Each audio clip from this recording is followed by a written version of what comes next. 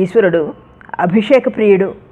ఆయన నెత్తిమీద ఒక చెంబుడు నీళ్లు పోసి ఒక బిల్వదళను సమర్పిస్తే చాలు, సులభంగా ప్రసన్నుడవుతాడు. ఈశ్వరుడు స్వయంగా నిరాడంబరుడు కావున ఆయనకి ఆడంబరాలు అక్కర్లేదు. అందువల్లే ధూర్జటి సాలెపురుగు ఏ వేదం చదివింది, పాము ఏ శాస్త్రం అభ్యసించింది, ఏనుగ ఏ విద్య అభ్యసించింది, చెంచు ఏ మంత్రం ఉపదేశం పొంది ధ్యానించాడు? నీ పాద సంసేవాశక్తి, నీ పాదంలో ఎందు నిరాడంబర భక్తియే కానీ జీవజాలాన్ని మోక్ష మార్గం వైపు నడిపించేవి ఇతర ఆడంబరాలు కావు కదా అని నిక్కచ్చిగా తన కాళహస్తీశ్వర శతకంలో చెప్పాడు. ఈశ్వరుడు కూడా ఒక సందర్భంలో అమ్మవారి యొక్క సందేహాన్ని నివృత్తి చేస్తూ తన లింగాకారాన్ని ఎక్కడ ఏ వస్తువులో ధ్యానించినా అభిషేకం చేసినా స్వీకరిస్తానని విశదీకరిస్తాడు.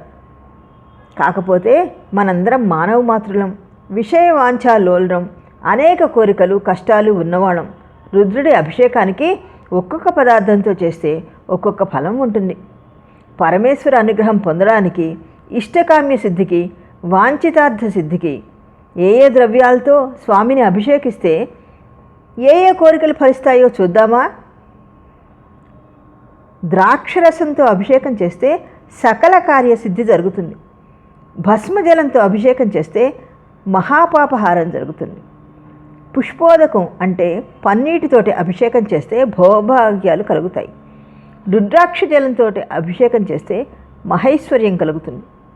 హరిద్రోదకం అంటే పసుపు నీళ్లతోటి అభిషేకం చేస్తే మంగళప్రదంగా ఉంటుంది.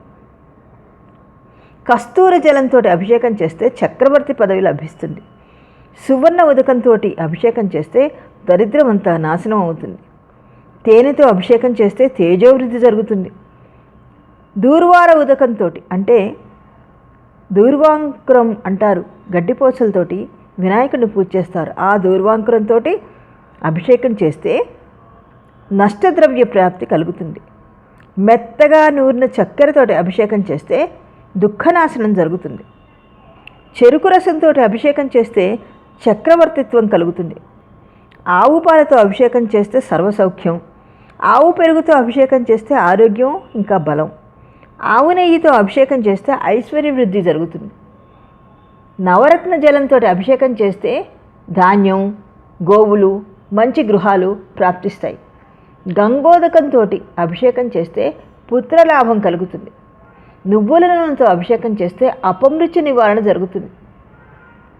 అన్నంతో అభిషేకం చేస్తే రాజ్యప్రాప్తి, సుఖజీవనం, ఆయుర్వృద్ధి కలుగుతాయి.